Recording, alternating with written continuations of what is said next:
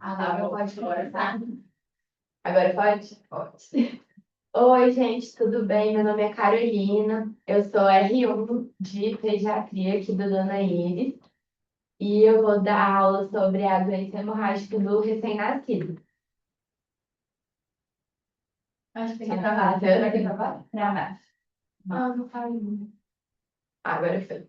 A doença hemorrágica do recém-nascido, ela também é conhecida como sangramento por deficiência de vitamina K. A vitamina K, ela compromete a produção adequada dos fatores de coagulação, ou dos fatores de coagulação dependentes de vitamina K, e aí pode levar a sangramento, assim, desde pequenos traumas até grandes sangramentos de forma espontânea. É uma doença rara, ela é potencialmente grave, mas ela é prevenível. Sem prevenção, ela ocorre em uma a cada 200 a 400 neonatos. E com prevenção, o risco de sangramento é inferior a 0,2 casos a cada 100 mil recém-nascidos.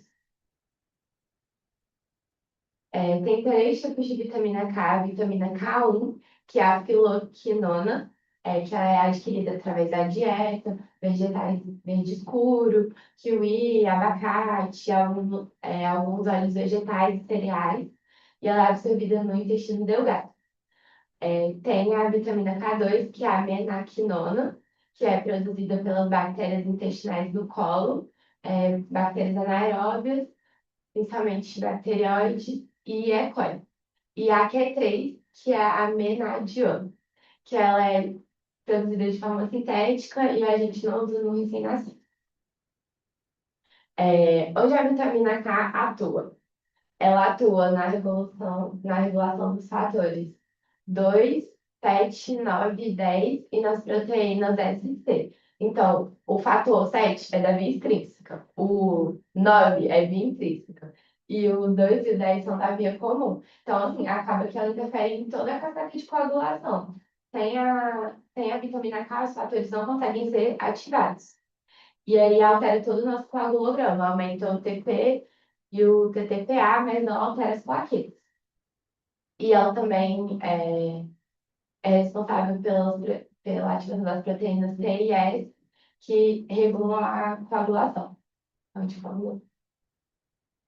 E por que o recém-nascido tem fisiologicamente deficiência de vitamina K? Porque tem uma baixa transferência pela placenta, uma menor capacidade de armazenamento. Então, assim, ele nasce com 1/5 do estoque necessário de um adulto. Ele tem uma flora intestinal imatura, então ele não consegue produzir a vitamina K2 e tem baixa concentração de vitamina K1 no leite materno. Mas, assim, mais ou menos com 30 dias de vida já consegue normalizar o fígado já amadurece melhor, já consegue normalizar os estoques. Quais são as formas clínicas da doença? A forma clínica precoce, ela geralmente acontece nas primeiras 24 horas de vida. E ela está associada a fatores maternos, então, principalmente ao uso de drogas que interferem no metabolismo da vitamina K. Anticonvulsivantes, principalmente fenobarbital e a fenitoína, anticoagulantes, principalmente a varfarina, que é inibidor da vitamina K, cefalosporina e rifampicina e isoniazida, que são do tratamento da tuberculose. A forma clássica, ela vai do segundo ao sétimo dia de vida e está relacionada principalmente aos fatores que a gente conversou agora, que é a baixa transferência de vitamina K pela placenta, e a forma mais comum. Aí ocorre uma diminuição moderada dos fatores 2, 7, 9 e 10, com 48 a 72 horas de vida.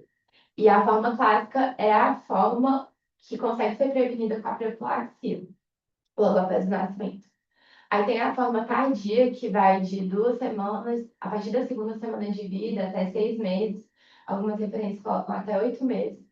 Mas ela está relacionada a causas secundárias. Então, fibrose cística, doença celíaca, diarreia, assim, desabsorção em geral, atresia de vias biliares também. E ela costuma ser mais grave, 50% dos casos tem hemorragia intracraniana, e a gente já vê que é uma das complicações mais preocupantes.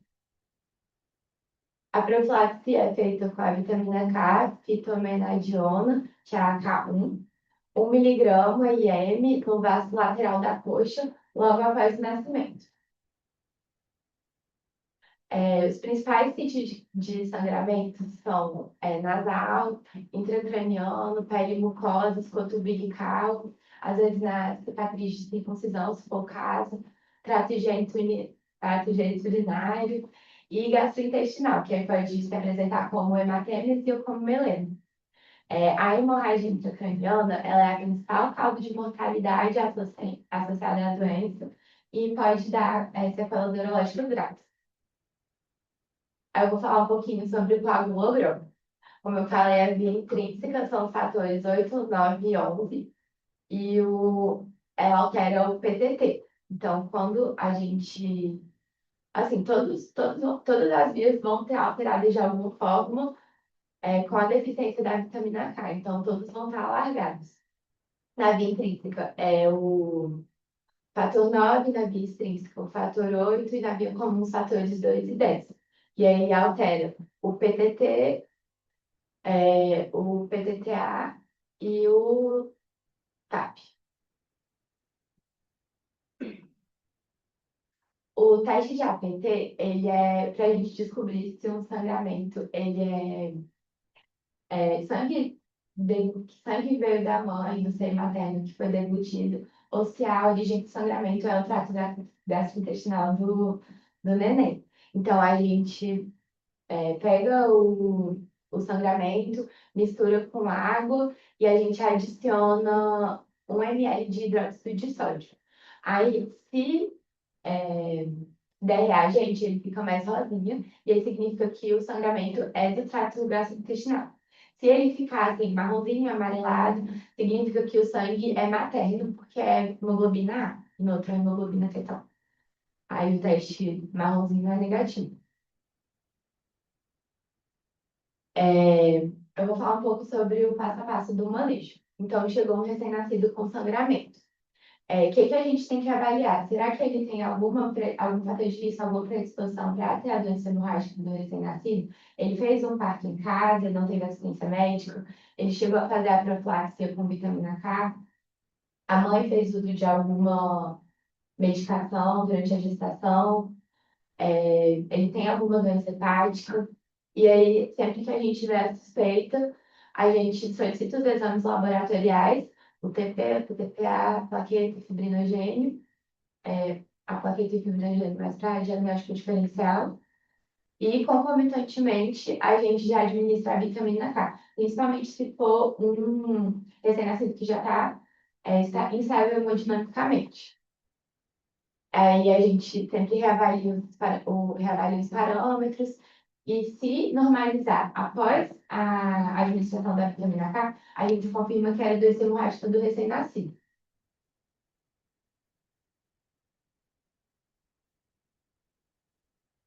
É, tá. Aí se o sangramento for leve ou moderado, a gente mantém a reposição de vitamina K, monitora e acompanha os exames laboratoriais. Se o sangramento for grave, talvez a gente precise associar hemoderivados. Então, principalmente plasma fresco congelado, mas também pode ser é, crioprecipitado, né? Crioprecipitado. E sempre reavaliando e tentando fazer o tratamento de suporte.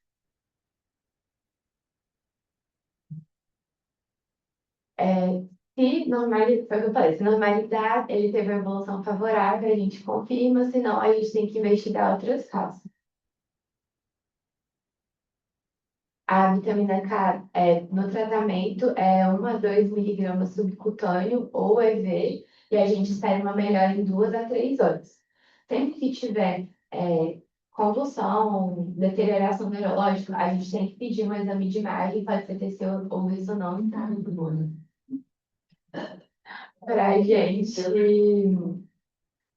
também conseguir manejar o sangramento intracraniano.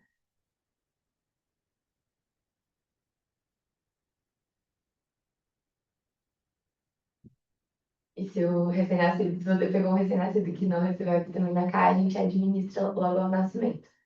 Em alguns grupos de risco, talvez a gente precise fazer uma profilaxia diferente.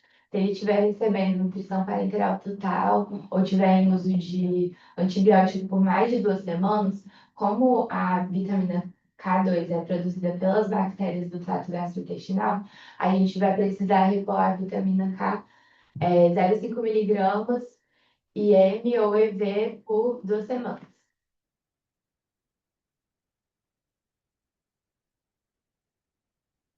Aí a posição laboratorial pode demorar de 12 a 48 horas. Essas foram as referências que eu usei. Obrigada. Então, o Marcelo lembrou bastante, né, Marcelo? Que no ano passado ele foi responsável por essa aula. Ficou tão boa quanto.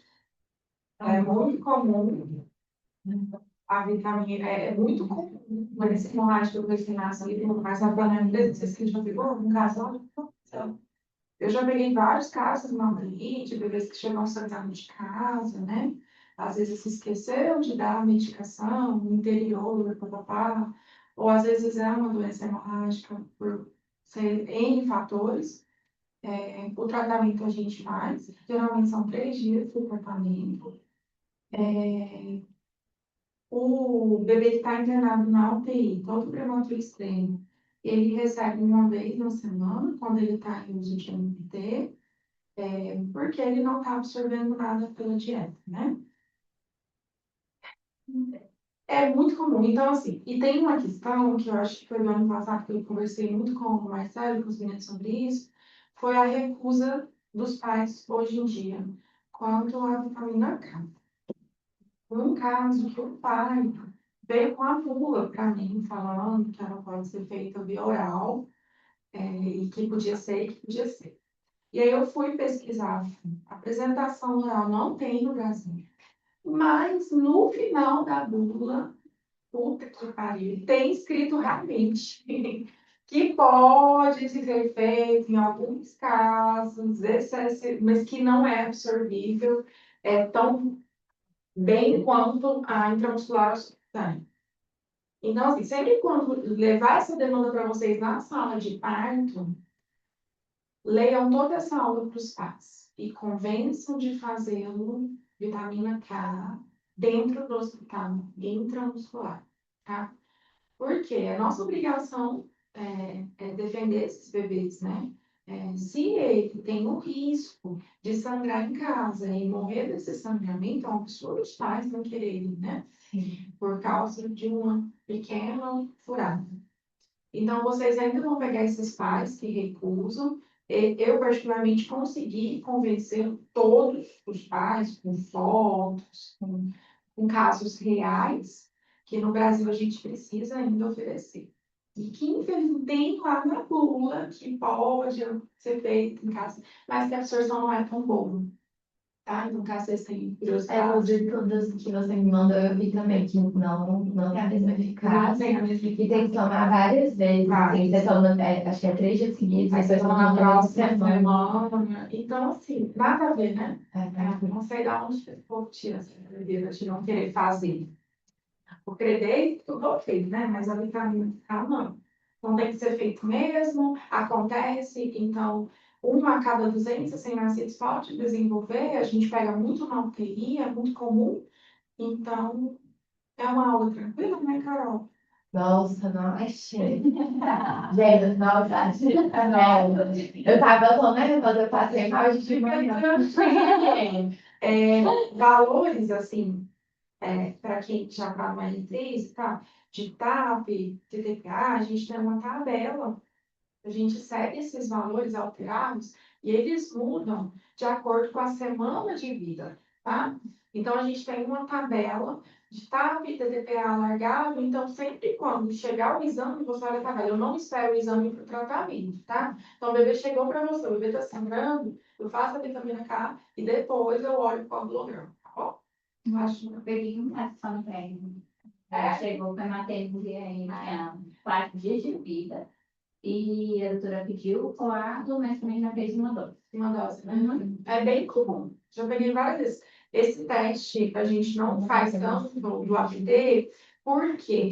Porque quando uma mãe está com fissura, o peito está lascado, ele está percutindo sangue, é visível, né? Então eu estou vendo que a mãe está sangrando. Então é um teste que a gente não faz muito, por causa disso. Fechou?